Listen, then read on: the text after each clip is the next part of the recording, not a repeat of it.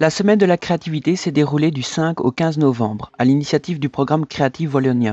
En province de Luxembourg, c'est une première participation à cet événement. Roland Gillet, expert dans le domaine de la finance internationalement reconnue, est venu spécialement pour l'occasion expliquer les liens entre l'économie, l'action publique, l'enseignement et la créativité au sein de l'entreprise.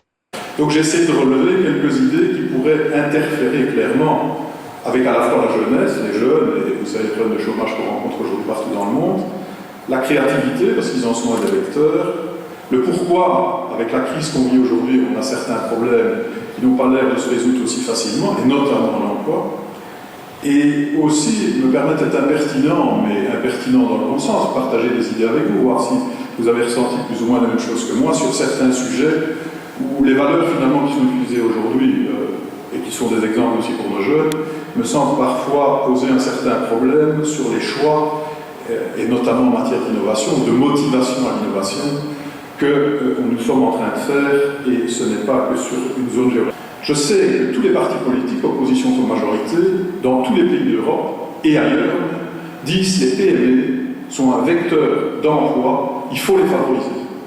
Ah, ben voilà, moi je trouve ça aussi, et je vous ai dit quand même que pour financer un projet, il faut avoir le projet, mais il faut avoir aussi son financement.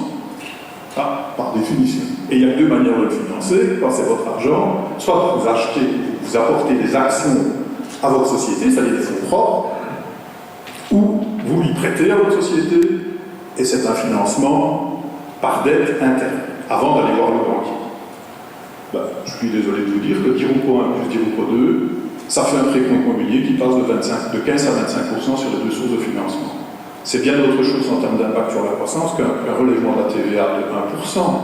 Je sais bien que ce n'est pas gai de voir un produit qui passerait d'une TVA de 21 à 22%, mais en termes d'effet sur la croissance ou sur la volonté de demander à des gens ici dans la salle de prendre, dans une période d'incertitude, leur argent pour le mettre dans leur société, en sachant que dans le même temps, en 2 étapes, en plein milieu de la crise, le gouvernement a relevé le prélèvement de plus de 66%, parce que passer d'un précompte à 15 à un précompte à 25, c'est 66% de hausse, et s'étonner, c'est là que moi je m'étonne des étonnés. Vous savez pourquoi je m'étonne, qui trouvent encore étonnant quelque chose qui n'est pas étonnant.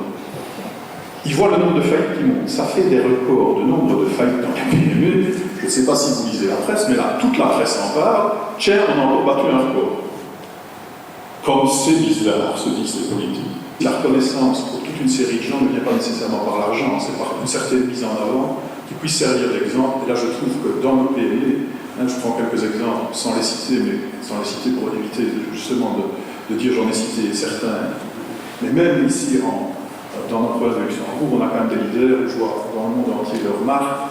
Les gens, j'ai cité EVS pour citer la région liégeoise. Donc je crois que de mettre plus en avant ces gens-là sont importants. Et quand vous voyez aujourd'hui pour les jeunes le taux de chômage, qui est quand même le point le plus important en termes d'espoir, il y a aussi 2 éléments. J'ai vu beaucoup de gens, et j'en connais encore, moins qu'avant, mais quand même encore certains aujourd'hui, qui ont tendance à dire, moi j'ai fait, allez je tape dedans, la biologie, et je ne peux accepter qu'un boulot de biologiste, même si mon pays va mal. Et là, je crois que si on expliquait un peu aux jeunes la responsabilité qu'on a quand on n'est pas malade de quand même faire quelque chose, et de ne pas nécessairement attaquer d'un point de vue syndical, j'ai osé dire une fois, sur un plateau de télévisé devant certaines personnes qui étaient un peu plus réactives, que je trouvais assez anormal ce genre d'idée. Ouais, je suis, vous êtes professeur d'université, c'est facile. Hein. Et je dis, mais j'ai géré un jour un terrain de camping, je joue que c'est vrai, moi le bourgmestre est parti, mais j'ai géré un jour un terrain de camping, j'ai poigné dans des verres de bière, je vois que Georges Cotin le sait bien, parce qu'on se connaissait à ce moment-là, et je ne vois pas en quoi ça a affecté ma crédibilité, en quoi c'était gênant, et ainsi de suite.